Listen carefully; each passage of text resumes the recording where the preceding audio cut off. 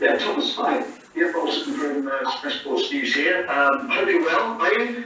Yeah, I'm well. We are in the middle of July. We're playing for something very special. What's not to like? Can I begin by asking you about your team news?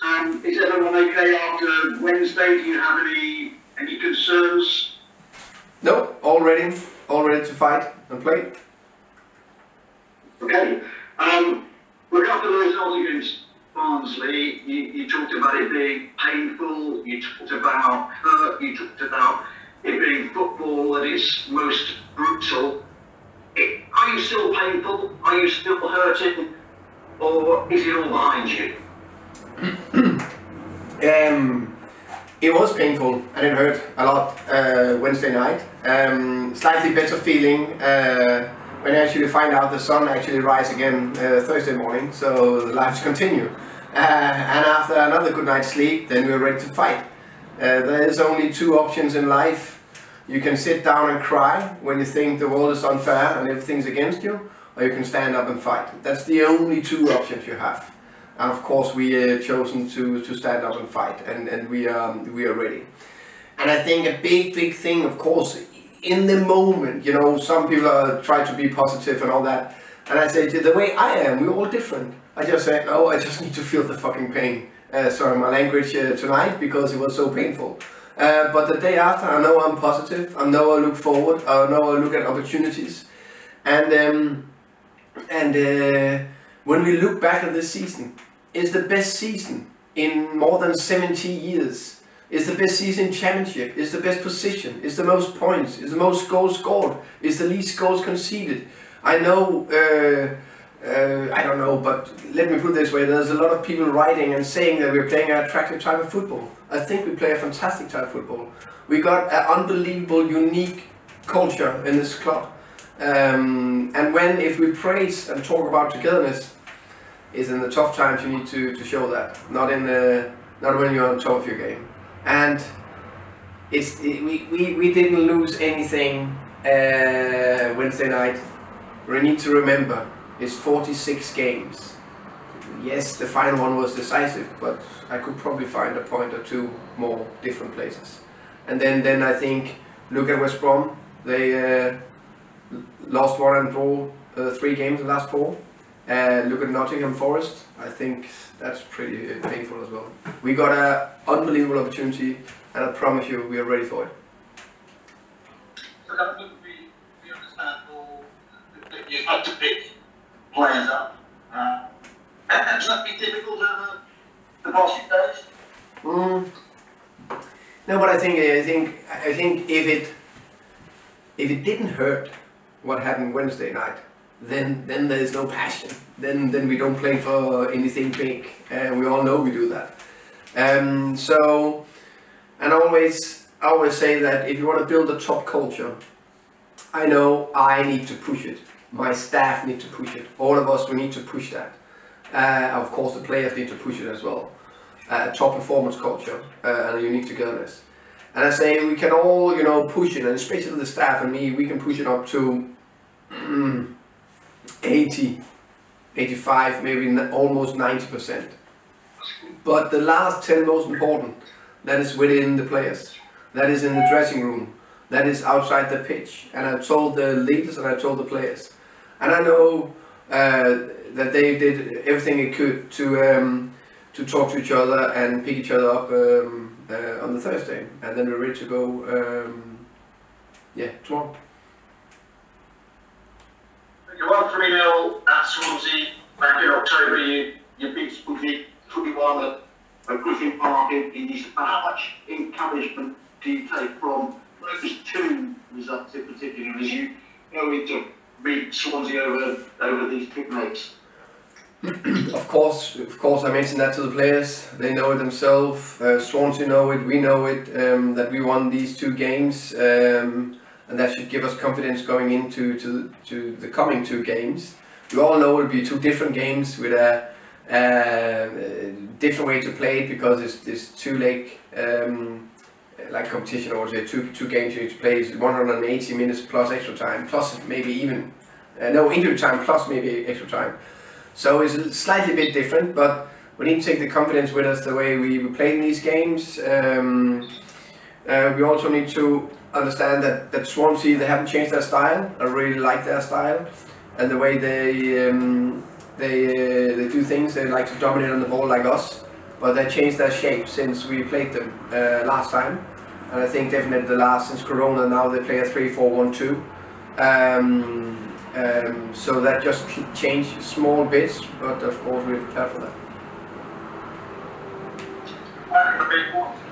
What has to be the qualities you need to see from your players if you're going to get them this successfully? No, I think of course it's like, if we look at the 9 games we played since the restart, I think we played 7 more or less at an unbelievable high level. We didn't hit the highest level against Stoke and Barnsley, but it was still decent level. And if you look through these games, it's such small margins that make it not tick our way to at least get a draw on both of them or win. Of course, we like to aim for the highest level in the first 7 games. And that is both on the ball in terms of being brave and find the right positions, and off the ball find that top structure and intensity in the way we press. But I think when we go into decisive games like this, it's a lot about a top mindset and play with a top intensity and bring the most energy. So that's what we aim for. Good night, Thomas. Thank you. Thank you, Ian. You're welcome. Hey, Thomas. Hi, Phil. What were the exchanges like in the dressing room after Wednesday? You know, I know Pontus, for example, didn't leave the ground for quite a while, did he? Was there a lot of honesty with the players in their assessment of the last couple of games? Yeah, I would say, of course, when we come in and walk off the pitch and you concede a late goal, and then there's there's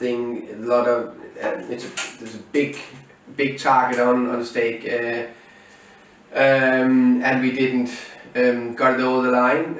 Of course, there's a lot of emotions, and for me, it's about to do everything to understand that people are different and people are emotional affected of it.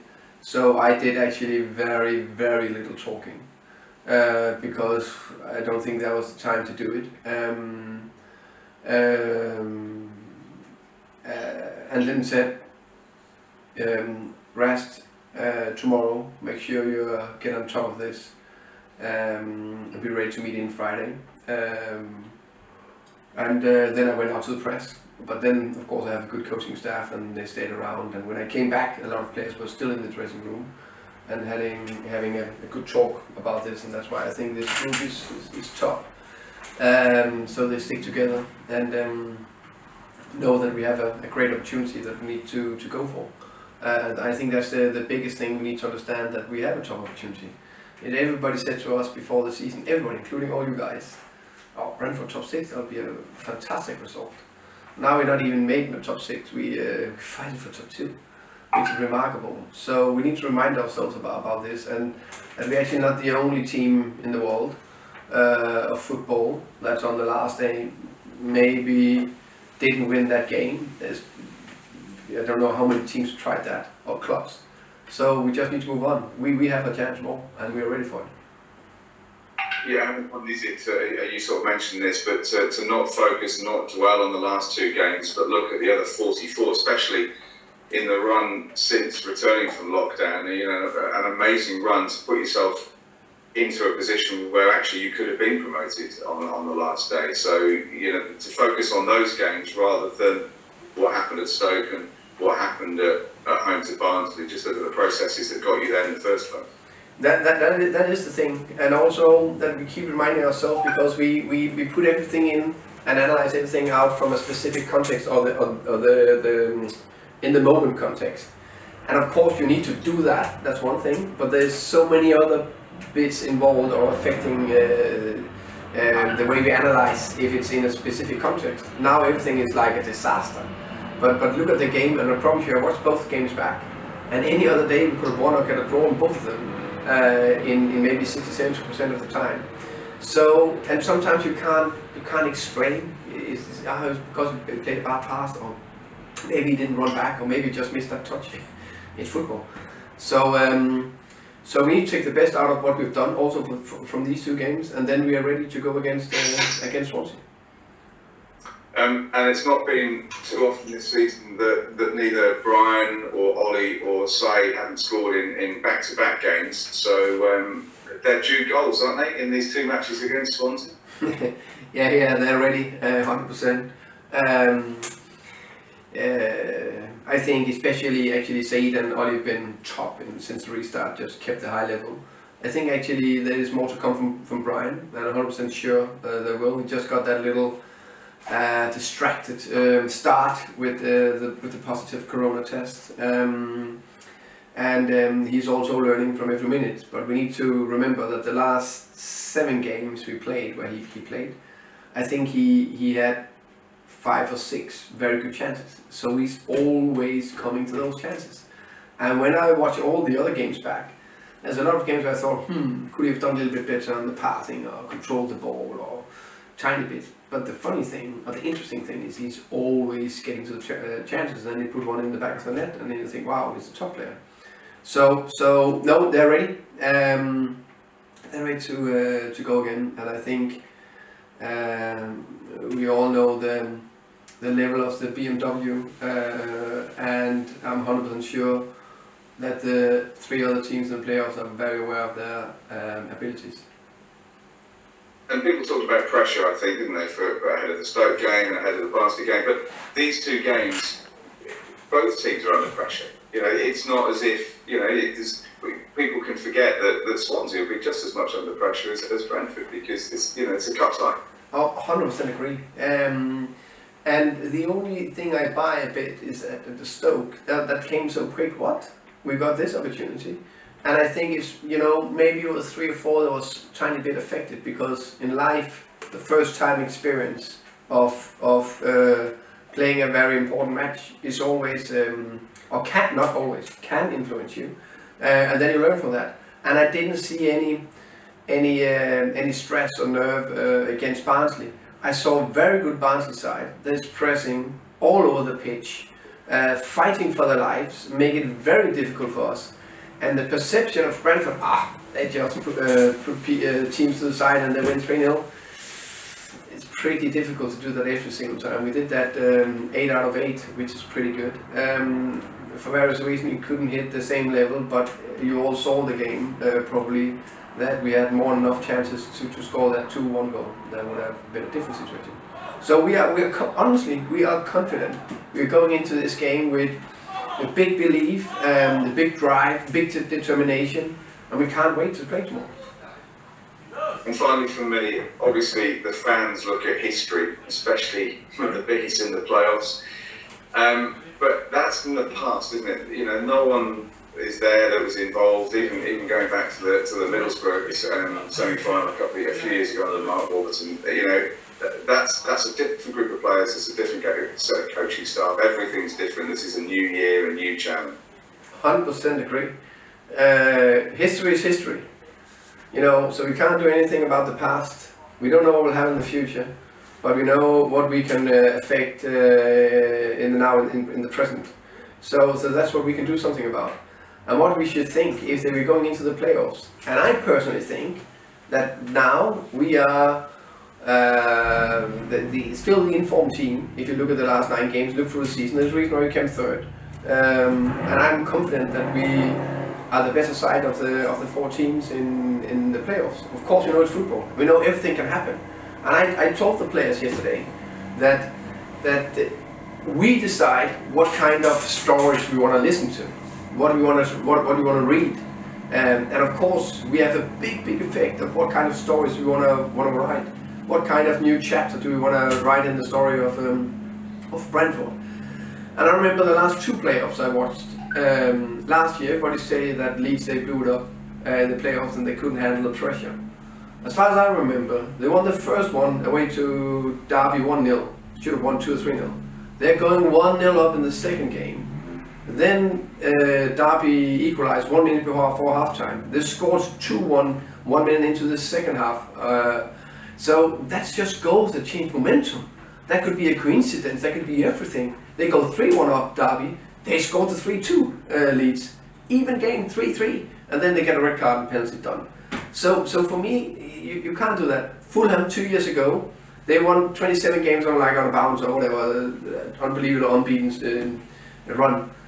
Last day of the season, if they won go directly promoted. They didn't. Cardiff went up. Then they went to the playoffs. They played the first game against Derby away. They lost 1-0. Second semi-final, 1-2-0, won the final.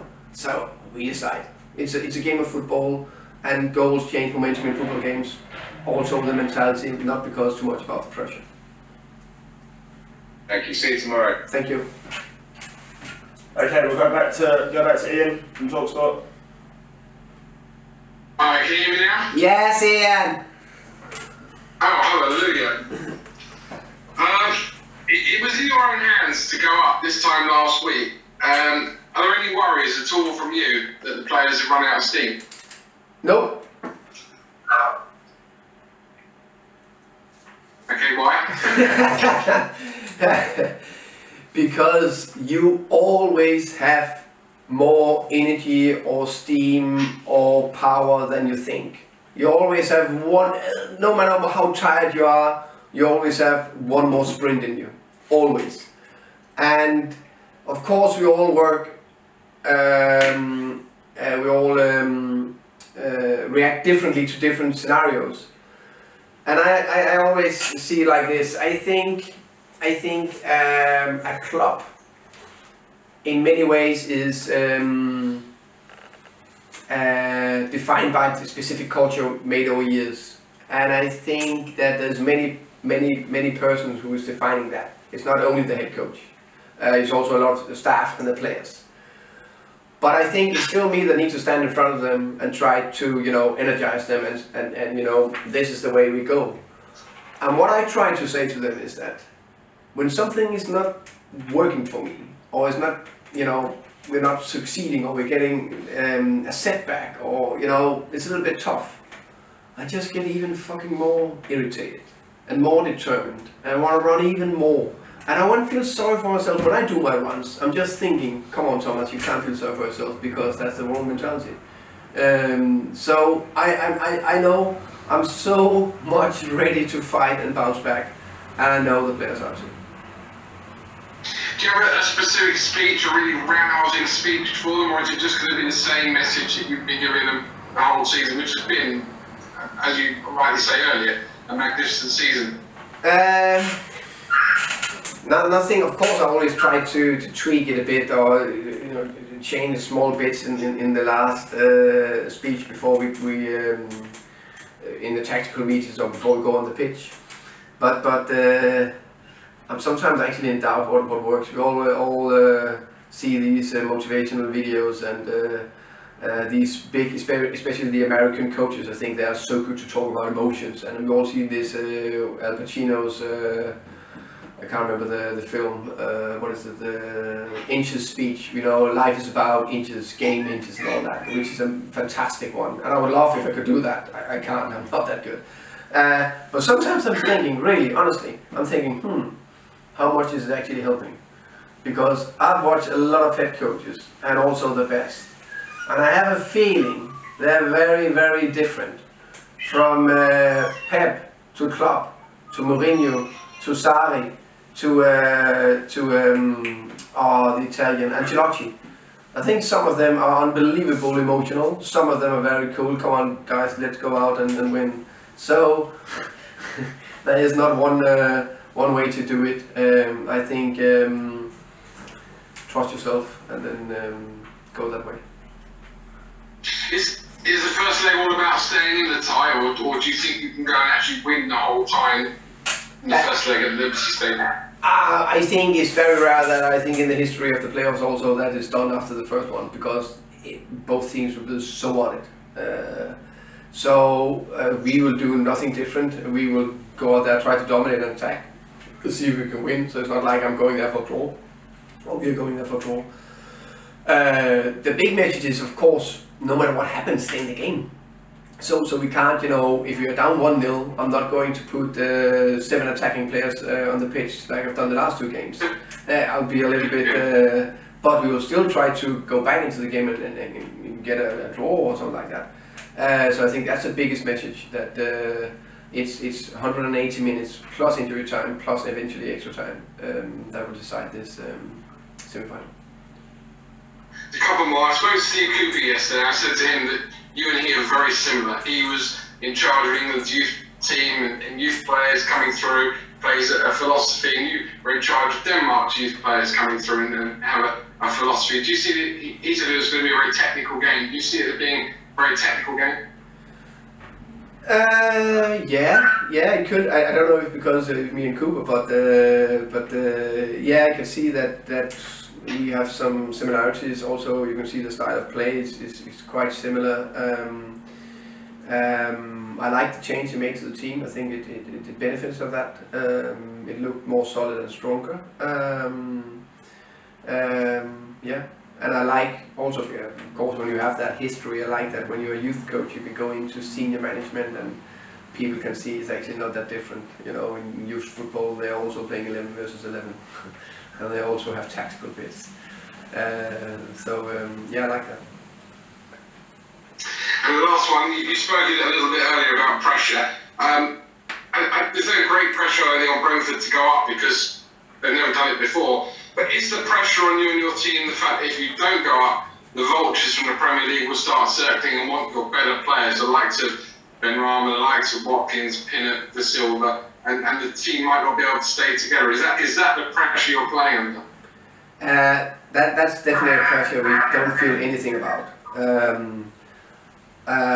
My 100%, I'm so convinced that this group of players, they'll just absolutely love to fight and do everything they can to go to the Premier Brentford. And if there's one team they want to decide to play for in Premier League, it's Brentford. If it doesn't happen, ask me about it if it doesn't happen.